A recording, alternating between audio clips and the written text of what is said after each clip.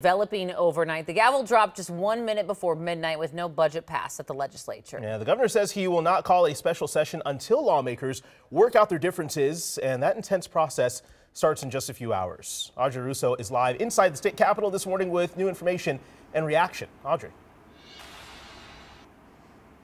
Yeah, Jason, Alicia, in order to work out their differences like the governor wants, lawmakers are going to be dividing up into working groups for the next 2 days, trying to find compromises on sticking points like health and human services.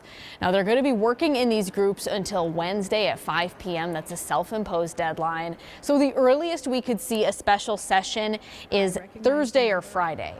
It could start after Memorial Day, depending on the timing of everything. Now, the governor says that the reason for this delay is that he wants assurances that the budget bill will pass, so that any special session he'd call would essentially be a one-day button-up yes vote. Now, we spoke to leaders on both sides who say that they'll work as long as it takes to find compromise. We have to finish this. We don't have a choice. That is what Minnesotans expect us to do. We will be able to get that work done in a bipartisan fashion. It is important from my perspective that we give people the time to eat and sleep. So instead of trying to cram it all into one day, if that's an impossible task, I would rather spread it out a little bit. Now, all things considered weather-wise, it's a good day to be indoors to begin this work.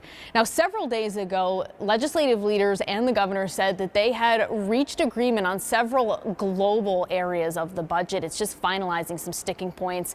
But because a lot of the negotiations have happened behind closed doors in these final stages, it's hard to know exactly where things stand headed into today. We do know that Health and Human Services was one of the bigger sticking points. I'll have more on that coming up in about 30 minutes, but for now, Jason Lee, I'll send things back to you.